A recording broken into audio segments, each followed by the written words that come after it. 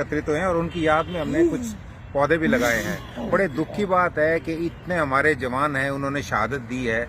बहुत दुख की बात है। एक परिवार से एक इंसान का जाना तो समझो उस पूरे घर को, उनके बच्चों को, उनको सबको प्रभावित करता है।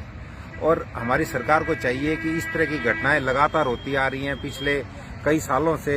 कभी 76 लोग मारे गए, कभी 22 मारे गए, कभी अब उतने परिवार कितने उजड़ जाते हैं। तो हमारी गवर्नमेंट को चाहिए कि कुछ कंक्रीट कदम उठाए, सभी सारी साजो सामान के साथ उनके ऊपर हमला करे।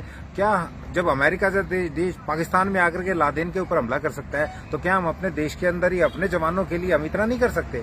वो अगर उस देश के अंदर एक जवान भी मरता है तो पूरी अमेरिका इकट्ठा हो जाता है। हमारे तो इलेक्शनों में हम दूसरी चीजों के अंदर, वाहियात चीजों के अंदर घुसे रहते हैं। हम अपने जवानों की रक्षा नहीं करेंगे तो कौन करेगा?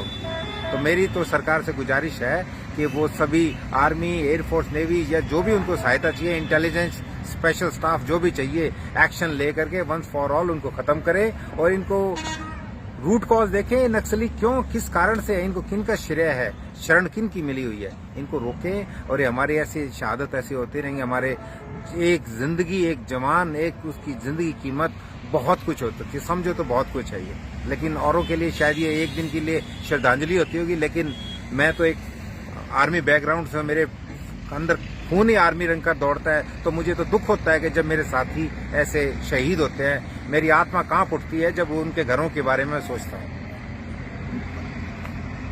सोमवीर जी आपको बताएंगे दोस्तों, ये जो परसों का इंसिडेंट हुआ है ये बहुत ही दर्दनाक इंसिडेंट है। और जैसे सर ने बताया, ये ऐसे ऐसे इंसिडेंट पहले भी बहुत सारे हुए हैं। जैसे 76 CRP के जवान हमारे पहले शहीद हुए थे। ऐसी ऐसी घटनाएं रेगुलर इंटरवल पर होती रहती हैं। ये क्यों होती है? गवर्नमेंट को इसको एक तय तक जाना चाहिए और इस पर स्टेप उठाने चाहिए। जब हम 370 कश्मीर से हटा सकते हैं, जब हम सर्जिकल स्ट्राइक कर सकते हैं, तो हम यहाँ अंदर क्यों नहीं कर सकते?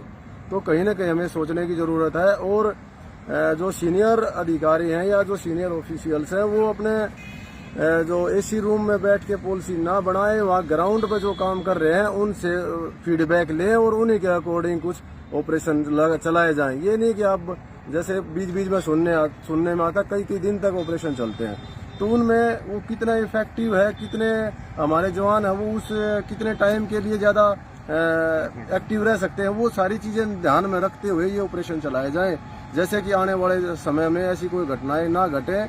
और हमने आज हमारी संस्था ने ये यहाँ पर एक 2 मिनट का शहीदों के लिए मौन रखा है और कुछ पौधे भी लगाए हैं। और हम आशा करते हैं कि उन शहीदों के परिवार वालों को इस दुख की घड़ी में हम उनके साथ हैं। हम जितना भी हमारे से हो सकता है हम साथ, और भगवान उनको ये दुख सहन करने की हिम्मत दे।